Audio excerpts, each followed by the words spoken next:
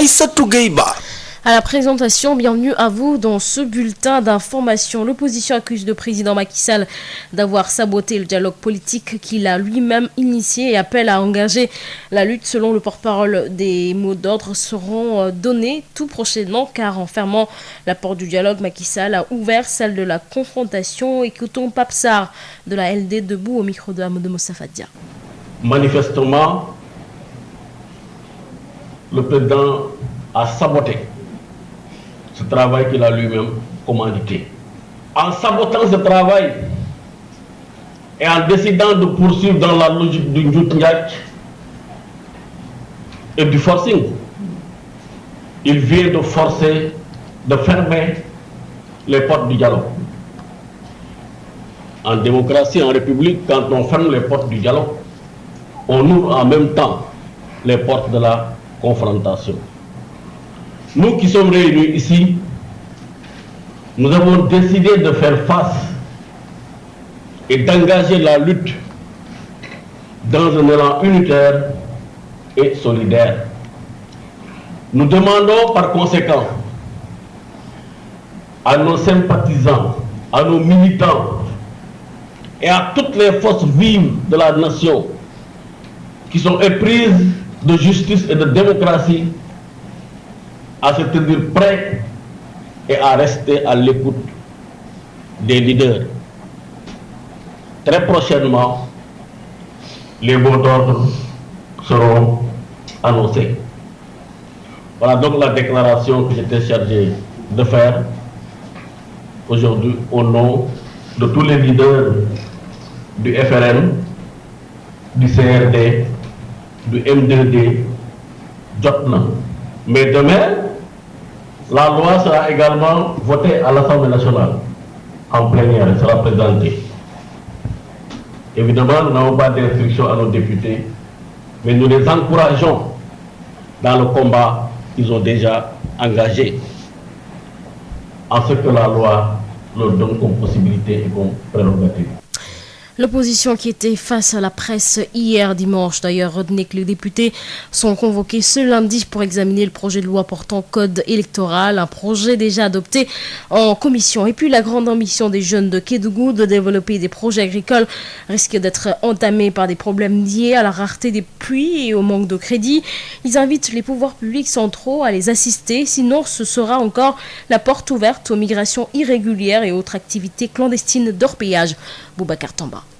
Pour les membres du conseil régional de la jeunesse de Kédougou, devenus des adeptes de la revanche du sol sur le sous-sol, l'hivernage commence mal parce que d'abord... Les années passées, vous venez à ce mois-là, toutes les rivières ont coulé. Le fleuve peine à ruisseler et je crois que ça, c'est des questions qu'il faut se poser. La raréfaction des pluies aujourd'hui va saper encore une fois le moral des plus jeunes. Vous cultivez et qu'il n'y ait pas de pluie, forcément, ça va encore démoraliser les jeunes. Ça sera dommage pour la région. Ensuite, ils devront revoir leurs ambitions à la baisse, ajoutera le président Ousmane Mamadou Soumar. Nous sommes engagés ces années passées à emblaver plusieurs hectares et la dynamique elle est là. Aujourd'hui, il faut reconnaître qu'il y a des difficultés. Parce que jusqu'au moment où nous parlons, nous avons demandé des crédits et malheureusement, sur 12 millions de crédits demandés, on n'a que 3 millions. Ça, c'est encore vraiment saper le moral des jeunes. Parce que beaucoup comptent sur nous aujourd'hui pour avoir des intrants. Beaucoup comptent sur nous pour qu'on laboure leur champ. Mais cela ne peut être possible si les moyens ne sont pas à notre disposition. D'autant plus que l'année dernière, le crédit que nous avons pu, nous l'avons remboursé. Dans ce sillage, on devrait aujourd'hui encore accorder plus de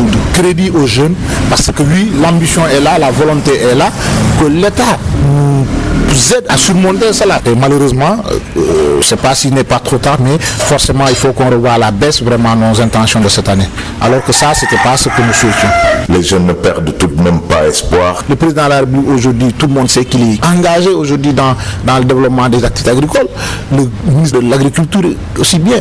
Le gouverneur de la région de Kédougou, je crois que c'est encore une fois l'occasion pour nous de leur lancer un appel, mais qu'on puisse très rapidement juguler ces problèmes. Boubacar Tamba, Kédougou, Sud FM. Sud FM Dakar, 98.5.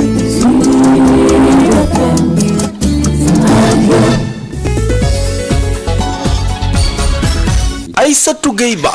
ci kaddu gi Alassane Wade moo féete ci machine bi ku jégi comme na mu ko waxee woon nag nekk démb la doon janook taskatu xibaar yi mu ne nag Macky Sall dafa mel ni dafa bëgg a saboter lii di dialogue politique bi nga xamante ne nasoon nañ ko seen biir mu ne nag dana tàmbali ab xeex ca noonu nag mu ne dana nas ay mbir ci lu yàggul dara ngir pexe ci lu mel dañuy teewlu Thierno Alassane Sall bu République des Valeurs ci micro Amadou Moustapha Dia. moom li mu waxoon mu ngi ci mooy. dew ma ci njuuj njaaj waaye musul denc ci njuuj njaaj ci gis nañ ko donc li ñu tënk fii tey mooy benn dinañ yebal ay délégation ñu dem ci kilifa diine yi ak kilifa yu nekk ci réew yuy motal waxal yépp wax ak ñoom ndax ba muy ubbi dialogue bi ñoo ñëpp waxtaanoon ak ñooñu bëgg leen yóbbaale pour dialogue bi antu waaye lépp pour arriver ci résultat bi dinañ woo organisation société civile yi ak organisation force vive nation bi yëpp muy syndicat yi muy ñëpp ñoo xam ne Sénégal ñor la leen te gis nañu ko démocratie bi ñu ngi koy faagaagal ñuy ñëw te wuyu pour waajal benn jataay joo xam ne comme président nee na moom xamul dialogue te logique boobu mu nekkoon réduire l'opposition à sa plus simple expression moom la nekk ba tey mayuñu benn choix lu muy jàmmaarloog moom donc bu boobaa ñun tamit dinañu waxtaan dem gisee ak ñi ñu war a gisee waxtaan ak ñi ñu war a gis waxtaan nañu sénégalais yi nañu suñuy organisation yëpp nañu force vive de la nation bi yëpp fekk si te déglu dinañ leen woo wax leen lan la joxal leen boobu lan lay mujj. article L31 article L32 benn exemple la rek mooy ku nekk ci ñun fii ak keneen citoyen bu mu mënta doon mun na ci benn buñ la dóoree 2 mois sursis bokkatoo ci mënutoo daje ba sa ngiru dund mënutoo bokk ci ay jongante loolu mënuñu joxe exemple bu gën a simple loolu que taxawaayam mooy jéem a faagaagal démocratie te am na ñoo xam ne déjà ñu ngi ci listam sursitaire bi nga xam ne teg na ko pour faagaagal kilifa politique yooyu pour ñu bañ a bokk ci prochaine élection loolu kenn waru ko nangu. député yi nag jàppaleen ne daal nañ leen convoqué woo nag ci ab foofee ci assemblée nationale nekkee tey jii bu 10 heures jotee ngir ñu daal di rek waxtaan wala càmbar lépp lu jëm ci wàllum projet de loi bi nga xamante ne nag day andi ay coppite ci code électoral ñu dem foofee ca Kédougou ndaw yi fa nekk nag tiit nañ loolu ci lépp lu jëm ci seen wàllu projet agricole maanaam projet bi jëm ci wàllum mbay bi li ko àndee nag bokk na ci nawet bi yegsi na waaye ñoom gisuñu ndox teg ci itam nag amuñu ay financement yu doy ca noonee nag lañu daal di woo gouvernement bu Sénégal nag mu daal di see ut pexe laata ndaw yooyee di mbëkk ji comme nañ ko daan defee waaye itam dugg ci lu dëppoowul ak yoon Boubacar Tomba.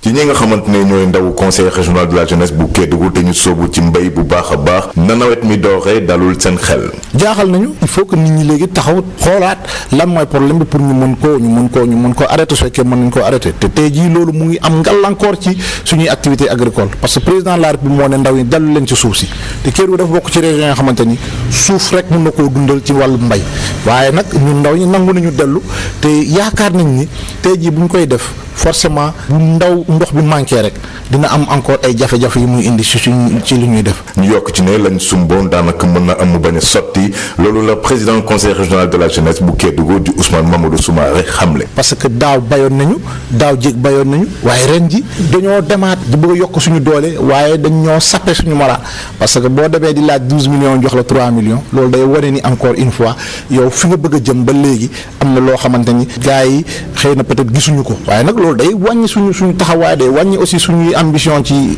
activité agricole yi kon loolu aussi dañuy ñaaxaat autorités yi comme que ñoom ñooñu ne ñu delluwaat ci suuf si parce que tey jii ni xam nañ ne loolu mooy law ñu wàññi suñuy activité ci orpaillage traditionnel parce que loolu xam nañ day jeex nangu nañ ko waaye ñoom dañ ñoo war a gunge pour que loolu mën a nekk parce que sinon tey jii bu taw bi manqué amoo ressource yi nga xamante ne moom moo lay permettre nga mën a bay sa tool forcément da ngay gën a gisaat li gën a yomb li nga delluwaat soit ci orpaillage traditionnel soit ci immigration clandestine te loolu gënaluñu. ba tey ñoom ndaw yooyee ñu ngi dundeek yaakaar. te yaakaar nañu ak ndimbal gouverneur parce que moom dafa ñoo woon carrément que ni mu ngi suñu wet ci lépp li nga xamante ni am nañ ci initiative surtout bii nga xamante ni mooy dellu ci suuf ci di bay yaakaar nañ ni ak taxawaayam ak Pastef bi mu am ci loolu dinañu permettre vraiment ñu mën a régler bii di problème mais aussi régler waale yeneen problème yi nga xamante ni tey ndaw ñi dañ koy jànkonteel pour ñu mën a delluwaat ci suuf si. Boubacar Tamba doon cee jokkoo fii ci Kédougou rajo Sud FM. Aïssatou Gueye Ba.